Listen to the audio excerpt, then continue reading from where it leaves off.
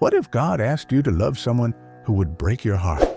Not just once, but again and again? What if the greatest act of faith wasn't preaching or sacrifice, but forgiveness that refuses to give up? Could loving the unlovable be the boldest prophecy of all? Tonight, we follow the story of Hosea, not just a tale of heartbreak, but a living parable of God's love for those who wander farthest. From the darkness of betrayal to the dawn of hope, this journey will challenge what you believe about love, faith, and forgiveness. Let's travel back to a land torn by idolatry and lost promises, where the northern kingdom sparkled on the surface but crumbled inside. Picture a lonely prophet, his home filled with silence, his heart shattered as his wife slips away into the night, while the city around him forgets its maker. But this isn't just the story of a broken marriage. It's the story of a love that won't quit, even when trust is shattered, even when hope seems foolish. Hosea's pain becomes God's voice, whispering to a nation that's lost its way. To uncover this destiny, we must first return to where it all began, to a broken-hearted man and a God whose love rewrites every ending. What do you do when your world is falling apart? When darkness creeps into every corner and the people who should know better seem to forget who they are? That's where the story of Hosea begins, not with peace, but with chaos. Travel back with me to ancient Israel, a kingdom glimmering on the outside, but rotting from within. Idols rise on every hilltop, their altars crowded with gifts meant for gods of pleasure, power, and reign.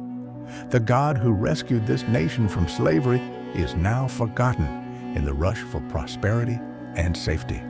Behind palace walls, kings trade faith for politics. They form shaky alliances with Assyria, hoping to buy peace, but only inviting danger to their own doorstep. Prophets' voices are drowned out by feasts and festivals. Judges take bribes, priests sell blessings. The poor are trampled while the rich chase luxury. It's a time of spiritual darkness. Morality is whatever feels good in the moment. The people who once walked through parted seas now walk in the shadow of their own pride. This is the world Hosea is born into. He's just a boy at first, watching, listening, noticing how even the most sacred days are twisted into excuses for indulgence and forgetfulness. He sees his neighbors pray at shrines built to gods who promise rain but bring only drought. He hears the laughter at pagan festivals, but he feels the ache of emptiness that never leaves. In his heart, Hosea senses a dark wave rising. It isn't just political collapse on the horizon. It's the slow erosion of faith, truth, and compassion. He grows up watching the gap widen between what God once intended and what his people now have become. He doesn't come from a famous family. He's not born with a priest's robe or a scribe's scroll. But Hosea's eyes are open to the hypocrisy, to the heartbreak, to the way injustice seeps into everyday life. He cannot ignore it. And as Assyrian armies gather in the distance, their banners flickering at the border, Hosea knows Israel's independence is at risk, not just from foreign enemies, but from the decay inside their own walls. But the most striking thing about this moment, God doesn't call a king, a general, or a priest. He calls Hosea, an ordinary man, to become the voice no one wants to hear and the heart that refuses to give up. And what about today? Have you ever looked at your world and wondered, where is the justice? Where is the faith? When collective morality slides, when people in power look away from the suffering of the vulnerable, who will stand up? Who will let the pain of a broken society break their own heart? Hosea's story begins in a world not so different from ours, one desperate for truth, for courage, for someone to say, enough. But the story doesn't stop here. Hosea's calling is about to interrupt everything he knows, and the message he brings will echo far beyond his own lifetime. What would you do if God asked you to do the unthinkable? Would you question him bargain for something easier, or obey no matter the personal cost. For Hosea, the call didn't come in a dream or a gentle whisper. It came as a command that turned his whole life upside down. Imagine the moment. God says, "Go, marry a woman who will be unfaithful. Love her even as she breaks your heart." It's not just a hard request, it's an impossible one. Hosea's friends must have stared in disbelief. Even he must have wondered if he'd heard correctly, but the voice was clear. The calling was unmistakable.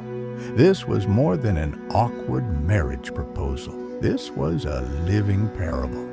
God asking Hosea to become a message with skin and bones, to step into the pain that God himself feels for his people. Gomer wasn't a safe choice. She was known for wandering, for breaking promises, for searching for love in all the wrong places. Everyone in town had an opinion about her, and now the prophet, supposed to be a model of purity, would take her as his wife. Hosea's heart must have wrestled with confusion and fear. Why me, Lord? What will people say? What if I love her and she betrays me? What if her story becomes my shame? But deeper than the fear was a willingness to obey, a willingness that echoes the faith of Abraham. When God asked him to lay Isaac on the altar, Genesis 22. Sometimes God calls his people not to easy tasks, but to living sacrifices, to walk roads no one else would dare. Why would God do this? Why such a strange and painful command? Because sometimes words are not enough. Because sometimes the message of heaven has to become visible, written on the canvas of a human life. God wanted Israel to see, to feel, to be shocked by what they had done to his love. Just as Gomer would betray Hosea, Israel had betrayed the God who rescued them, who cherished them, who gave everything for their good. The wound in Hosea's marriage was a mirror of the wound in God's own heart. Hosea must have asked himself 100 times, "Why me? Why this path?"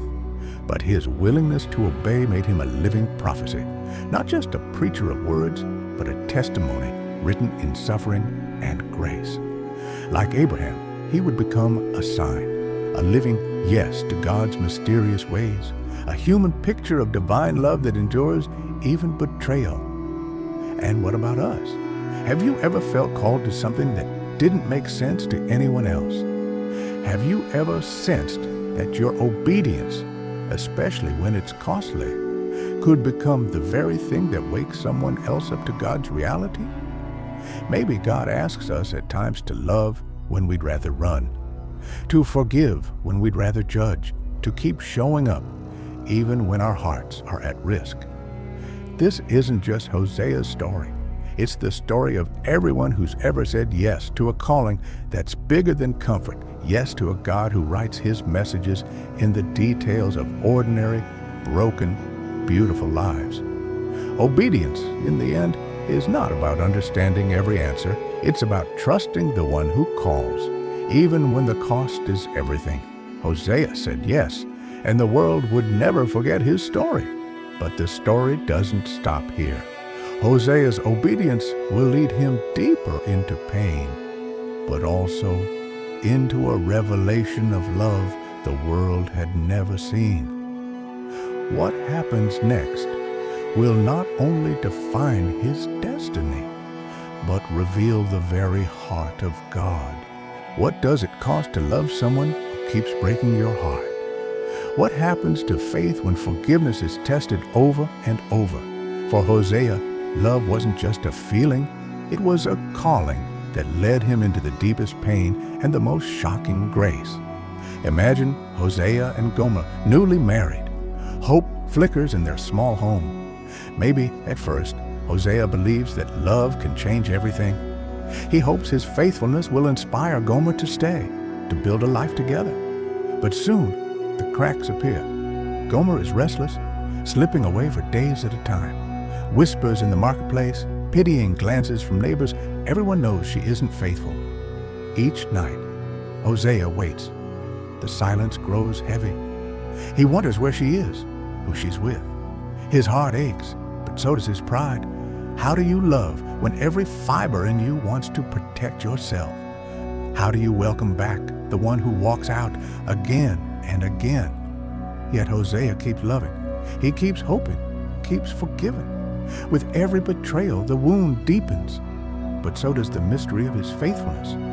Why would God let him suffer like this? Why force his prophet to live through humiliation, public shame, and loneliness? Because sometimes the only way to understand God's heart is to experience the cost of love that is not returned. Hosea feels the ache God feels for Israel, a love spurned, a covenant broken, a longing that won't let go. In Hosea's tears, we glimpse divine heartbreak. This is not just about marriage. It's a living parable about God's love for his people, a love that chases after us even when we wander, that grieves over every act of unfaithfulness, that refuses to give up even when it hurts the most. Why does God allow this pain? Not because he delights in suffering, but because true love is proven not in easy moments, but in the furnace of disappointment and loss. Hosea learns, and through him, Israel learns, that love is patient, not because it is weak, but because it is stronger than betrayal, deeper than shame, and more persistent than pride. Think of stories today, spouses who stay and forgive when it would be easier to walk away, parents who wait for prodigal children, church communities that welcome back the broken, the outcast, the repeat offender. It isn't about enabling wrong. It's about holding space for hope, believing that even the hardest heart can change. This kind of love is radical. It flies in the face of our culture's call for self-protection and quick exits.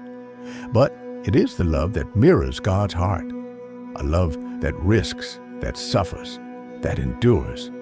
Hosea's story is brutally honest about the pain of faithfulness. He bears the weight of another's choices, wrestles with bitterness and heartbreak, but keeps his heart open to the possibility of redemption. If you've ever loved someone who let you down, if you've ever felt the sting of betrayal or the ache of waiting for change, you are not alone. Hosea stands beside you. God stands with you. The lesson is as much for the betrayed as for the betrayer. Love does not guarantee easy endings, but it holds the door open for grace. But the story doesn't stop here. Hosea's journey of love and loss will lead to an even greater test, one that will require not just forgiveness, but sacrifice and the courage to redeem what others have written off. Stay with this story, because it's about to show how even shattered love can become the very place where God's mercy shines brightest. What if your very name was a warning to your family, your nation, and the world? What would it feel like to call your children each day knowing every syllable carried the weight of prophecy? Hosea and Gomer's 3 children were not named for comfort, but for confrontation. Their names rang out like thunder over Israel, reminders that God sees, God judges, and yet God hopes. The first child, Jezreel, a name echoing the blood-soaked valley where kings fell and violence ruled. Hosea 1:4. Every time Hosea spoke his son's name, he recalled the days when Israel's leaders had shed innocent blood, trusting in their own power instead of God's promise. Jezreel means God scatters, a foretaste of what would happen when the kingdom's arrogance reached its peak. It was not just a history lesson, it was a living prophecy. The place of old victories would become the scene of new judgment. Then came a daughter, Lo-Ruhamah. Her name means not loved or not shown mercy. Hosea 1:6. To call her was to proclaim a chilling truth. God would withdraw his compassion, just as the people had withdrawn their hearts. This was not a rejection born of spite, but a boundary drawn by broken covenant. God was warning Israel. Persistent betrayal leads to a season when the sense of his favor fades. But even here, the door was never slammed shut. This was a wake-up call, not a final decree. Last, a son, Lo-Ami, not my people. Hosea 1:9, a name that cut deeper than any sword. Israel's identity had always been anchored in belonging. I will be your God, and you will be my people. But now, because of their relentless infidelity, God declares a heartbreaking reversal. The covenant is broken. Trust has evaporated. Imagine the weight on Hosea, watching his children grow, knowing their very names bore witness to a shattered relationship. Yet these names, as harsh as they seem, are not just pronouncements of doom. They are invitations to wake up, to turn back. They remind us that God does not send warnings for the sake of destruction, but to jolt hearts into repentance and hope. History bears witness. Jezreel's prophecy became reality when Israel's kingdom crumbled, when Assyria swept in and scattered the people far from home. The chosen nation experienced life without mercy, life as strangers, cut off from the presence and privilege they had always known. But notice, God never utterly abandoned them. Even in exile, even when their names became symbols of pain, there remained a thread of hope, a promise that this season of separation would not be the end. Think of the names: Jezreel, judgment, but also God will sow, Lo Ruhamah, absence of mercy but not forever, Lo Ami, estrangement, but only for a time. Through these living prophecies, God reveals a truth. His judgments are never just about punishment. They are a last-ditch effort to wake us from the sleep of sin. He grieves when he must say, not loved, or not my people. His discipline is meant to restore, not to reject forever. How often do our own lives echo these names? How many times have communities, even nations, tasted the bitter fruit of abandoning God's ways, lost identity, broken relationships, mercy that seems out of reach? And yet, history and the story of Hosea's family teach us that no season of judgment is beyond redemption. The lesson is as urgent now as it was then. God's warnings are born of love. He does not write people off easily. Every prophetic name, every hard word is a plea for return. But the story doesn't stop here. Even after the storm of judgment, even after every name is stained with sorrow, God's heart aches to restore. He will sow new seeds in the valley of Jezreel. Mercy will find the unloved. Those once called not my people will hear a new name, children of the living God. Hosea 1:10. So don't turn away from the warnings. Let them awaken you to the possibility that every ending can become a new beginning if you answer the call to return. What if love's greatest test is not betrayal, but the price you're willing to pay to redeem what's been lost? How far would you go to bring someone home even when they've chosen to leave you behind? The story of Hosea and Gomer reaches its lowest valley. Gomer, once Hosea's beloved, has spiraled downward, her choices leaving her enslaved, her value traded for silver on the open market. For many, this would be the end: shame, bitterness, and regret closing the door on any hope of return. But this is where Hosea's calling turns from prophecy to a living gospel. One day, word reaches Hosea. His wife is gone, lost to a world that has chewed her up and spat her out. But instead of turning away, instead of cursing her name, Hosea does the unthinkable. He listens for God's voice, and what he hears is staggering. Go again. Show your love to your wife, though she is loved by another and is an adulteress. Hosea 3:1. Picture Hosea walking through the crowded marketplace, his heart pounding, his pride stripped bare. He sees Gomer, no longer radiant but broken, her head bowed, her future up for auction. To redeem her, he must pay 15 shekels of silver and a measure of barley, a price both humiliating and costly. Imagine the stares, the whispered judgments. What kind of man buys back what's already his? Why not let her go? Let her reap what she's sown. But Hosea's love is not transactional. It is covenant love, a love that risks everything, that refuses to give up, a love that mirrors the heart of God. In this dramatic act, Hosea becomes a living parable. He demonstrates in flesh and blood what God does for all his people. When we are lost, when we have traded away our worth, God himself pays the price to bring us home. Theologians call this redemption, to buy back, to reclaim what was lost. It is the beating heart of the gospel, foreshadowed in Hosea and fulfilled in Jesus. Just as Hosea redeems Gomer, Jesus gave himself as a ransom for all people. 1 Timothy 2:6. He bore the cost, humiliation, suffering, even death, not because we deserved it, but because love cannot stand idly by while beloved ones are lost. There's a stunning reversal in Hosea's story.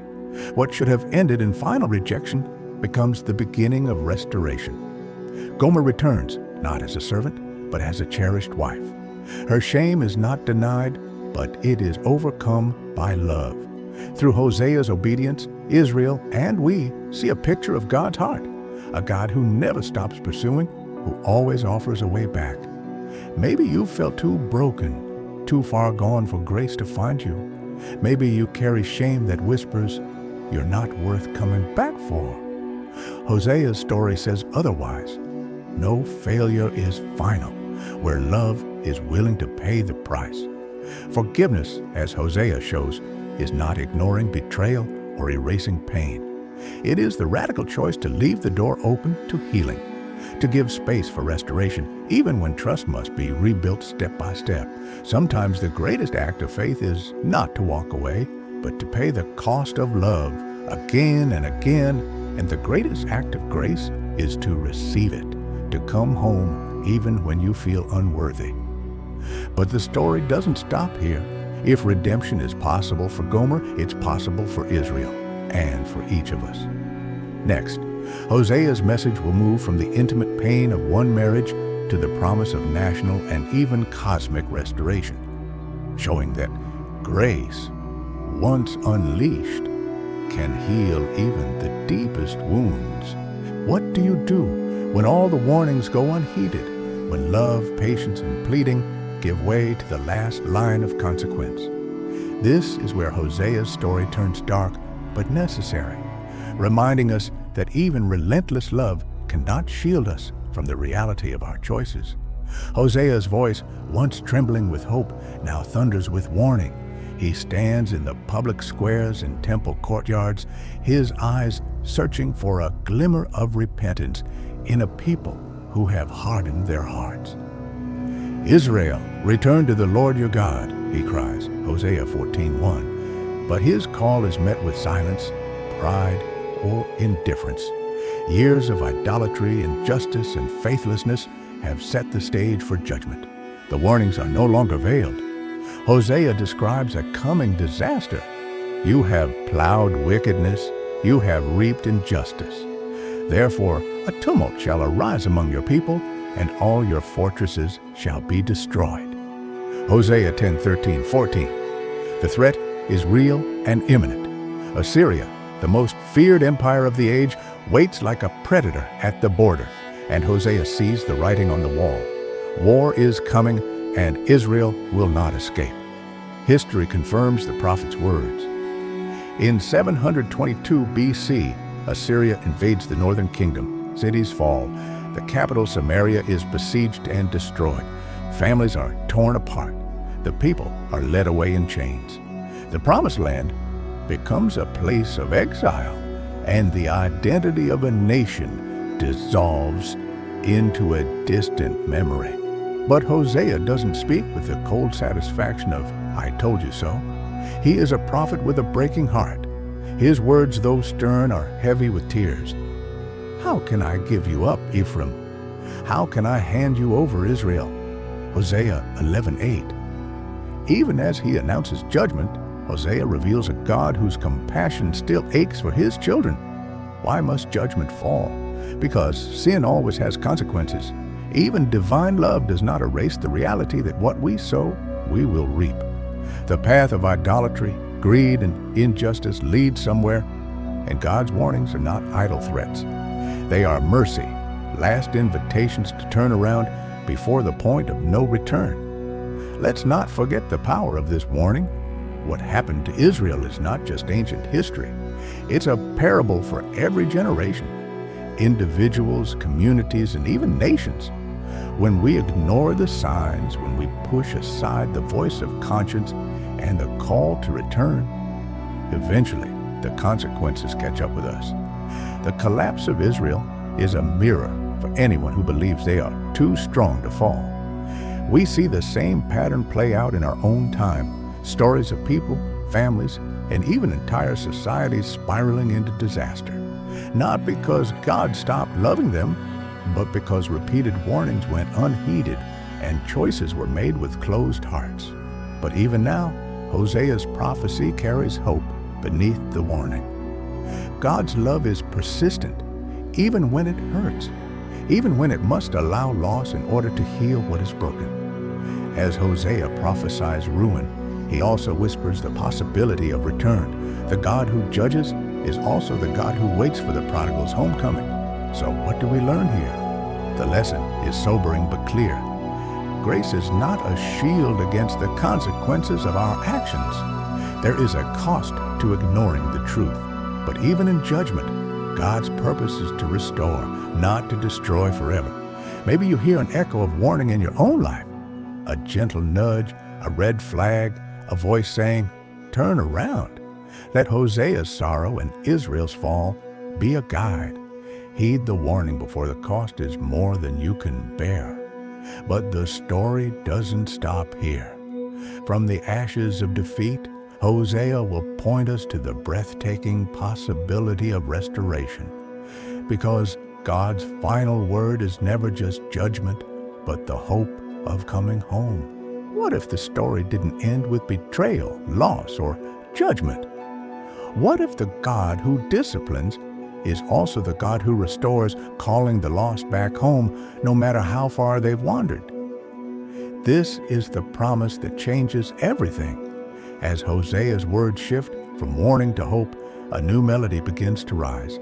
It is the sound of a father's heart breaking through the noise of regret and ruin, reaching for his children with arms open wide. After every dark valley, God speaks.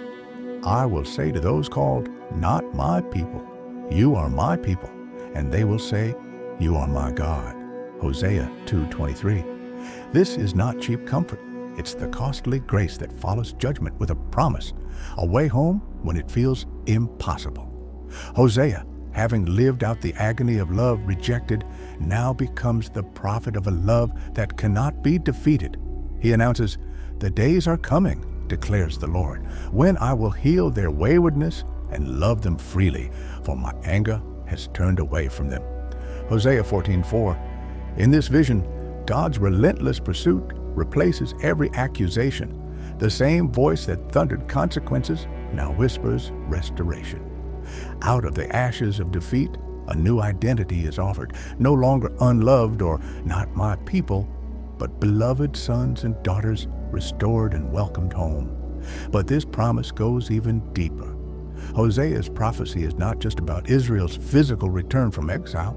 It is a preview of the greatest restoration in history.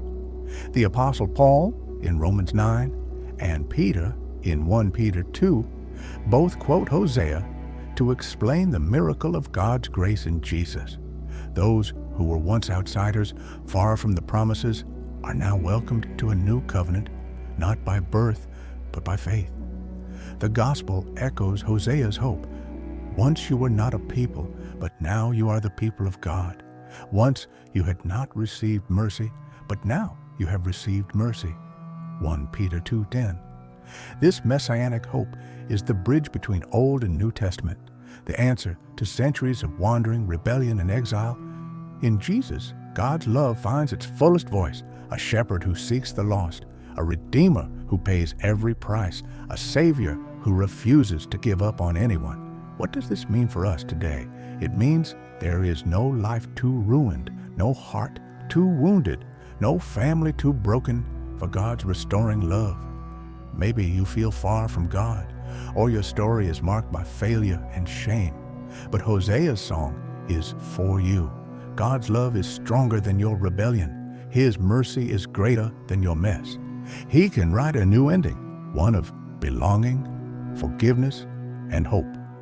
In a world where so many relationships fracture and promises are broken, the story of Hosea is a daring claim. God does not cancel his people.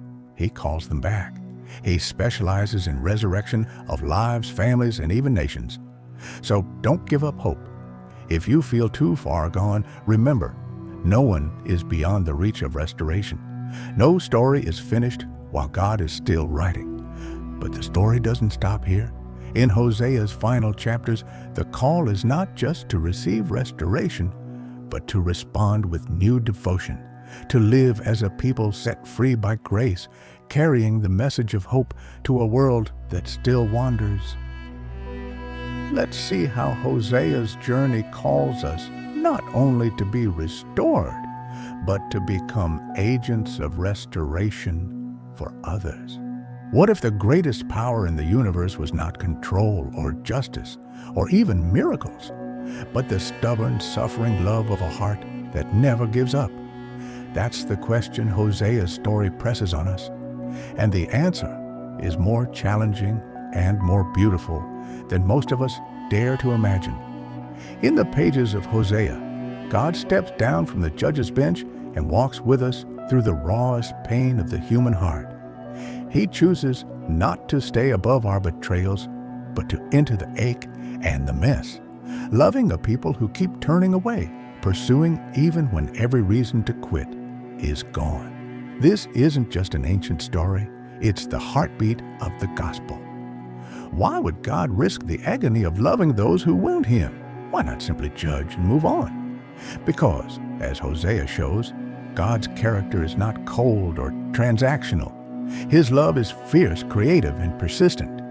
He loves not because we earn it, but because it's who he is. Look at Hosea's life, a living parable embodying pain, longing, and relentless mercy. Every time Gomer leaves, every time she breaks his heart, Hosea's love for her echoes the patience of God with us. It's a love that bears the weight of disappointment, that never stops hoping for return, that is willing to pay any price for reconciliation. Why does God choose this path? Because love that refuses to quit is the only thing that changes hearts. Power can force obedience. Fear can demand compliance. But only patient, suffering love can call us home and make us whole. This theme pulses through all of Scripture, from Joseph forgiving his brothers, to David sparing Saul, to the father in Jesus' parable running to embrace the prodigal son. Think of Nelson Mandela, who, after decades in prison, forgave those who had oppressed him, building a new nation not on vengeance, but on reconciliation.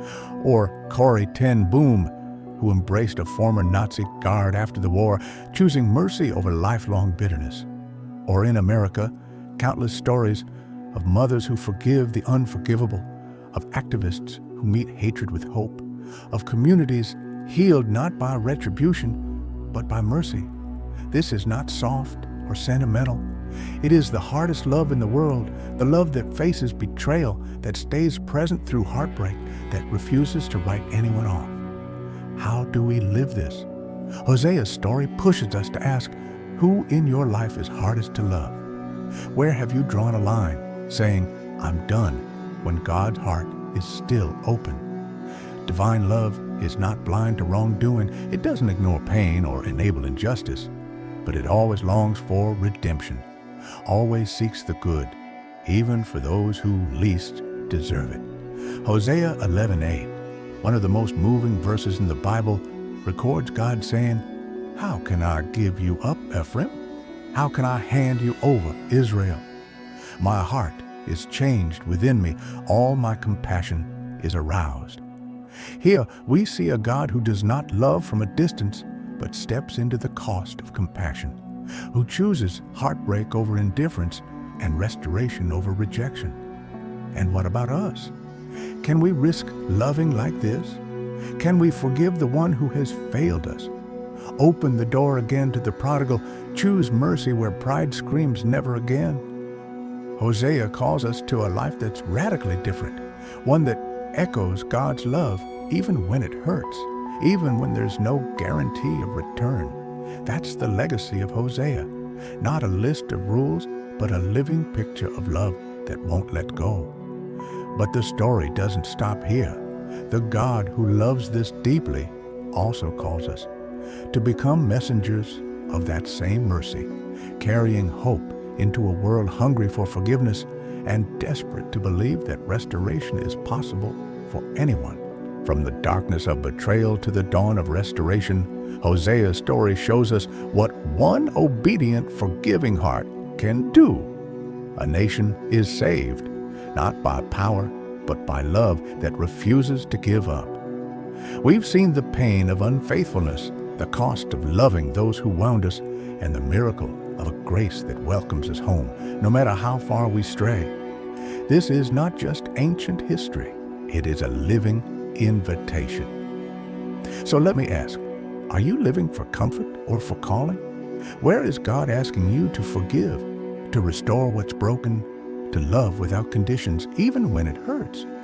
Maybe there's someone you need to welcome back. Maybe there's a wound that only grace can heal.